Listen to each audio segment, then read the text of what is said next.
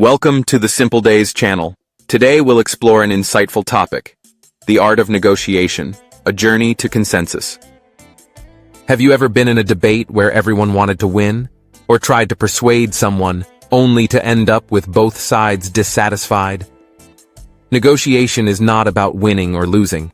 It's not just about compromising or splitting things equally. If you enter a negotiation thinking, "I must win," you might be missing the most important aspect. Let's dive into the key lessons from Getting to Yes, the classic book by William Ury and Roger Fisher, pioneers in the study of negotiation. Small stories, big lessons in negotiation. The library dispute. In a quiet library, two men argue over a window. One wants it open to get fresh air, while the other insists on keeping it closed to prevent his papers from flying away. They go back and forth, unable to find a compromise. Finally, a librarian walks over, listens to both sides, and opens a window in an adjacent room. Fresh air flows in, and the papers remain undisturbed. Both men are satisfied. The orange story. In a small kitchen, two children argue over an orange. Their mother decides to cut it in half, giving each child an equal portion. One child eats the fruit and discards the peel, while the other only needs the peel for baking and throws the fruit away. If the mother had simply asked, "Why do you need the orange?" both children could have received 100% of what they wanted. A real estate negotiation story. A real estate agent struggles to sell a high-end apartment because the client believes the price is too high.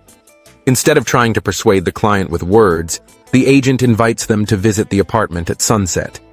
As they step inside, the golden evening light streams through the large windows, highlighting the luxurious ambiance. The client is instantly captivated and decides to sign the contract. Sometimes, negotiation isn't just about words. It's about creating perceived value. A sales strategy example. A car salesperson is negotiating with a potential buyer who remains hesitant. Instead of emphasizing the car's technical features, he asks, "What is the most important factor for you when buying a car?" The customer responds that safety for their family is the top priority. Immediately, the salesperson shifts the conversation to highlight the car's superior safety features. The buyer feels understood and makes the purchase that same day. This illustrates that in negotiations, what matters is not just what you say, but how well you listen.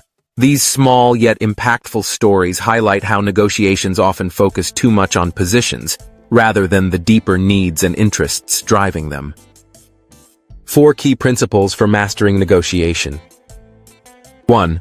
Focus on interests, not positions. Instead of stubbornly holding on to your stance, try to understand what the other party truly needs. A simple question to ask: why is this important to you? Actively listening not only helps you find solutions but also builds trust. 2. Rely on objective standards. When disputing rental prices, one party wants a higher rate, while the other wants a lower one. What's the fair solution? Instead of arguing, look at objective criteria such as market prices, legal regulations, or expert opinions. When both sides agree on a standard, the negotiation moves from a tug-of-war to a fair discussion. 3. Create win-win solutions. Remember the orange story? If they had simply split it in half, both would have lost something they wanted. But by understanding each other's real needs, both could have received 100% of what they sought. Creativity in problem-solving is key to negotiation success. 4. Separate the people from the problem. Negotiation is about people. When a discussion becomes too heated, take a deep breath and remember, the issue is the issue. The person is the person. Stay firm on the problem while being kind to the individual. When negotiation gets tough. At times, you may encounter people who refuse to play fair. They may use pressure tactics, deception, or even personal attacks. When this happens, keep these strategies in mind. 1. If they use dishonest tactics, calmly call it out. When deceptive strategies are exposed, they often lose their effectiveness.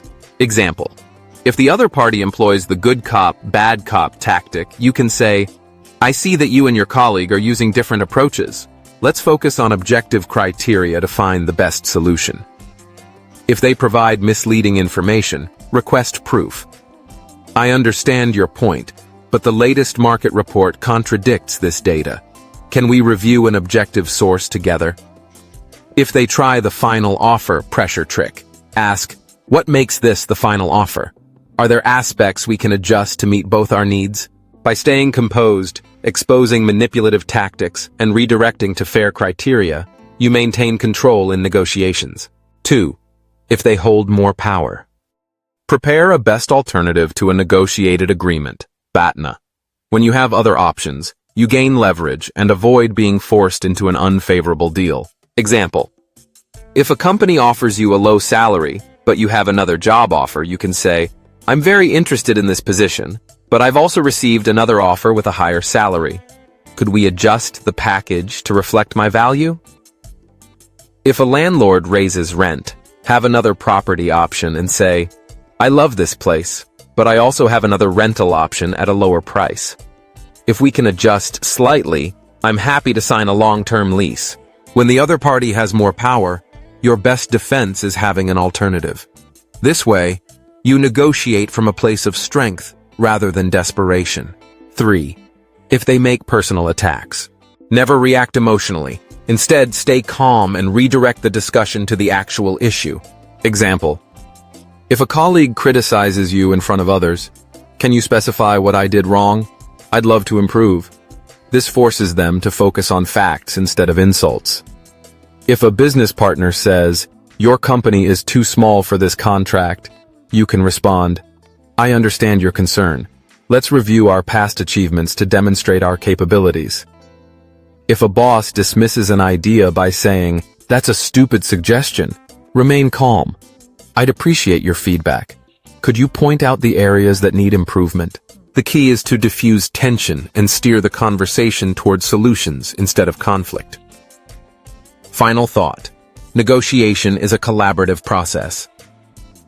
In 1964, in London's Hyde Park, an American father played frisbee with his son.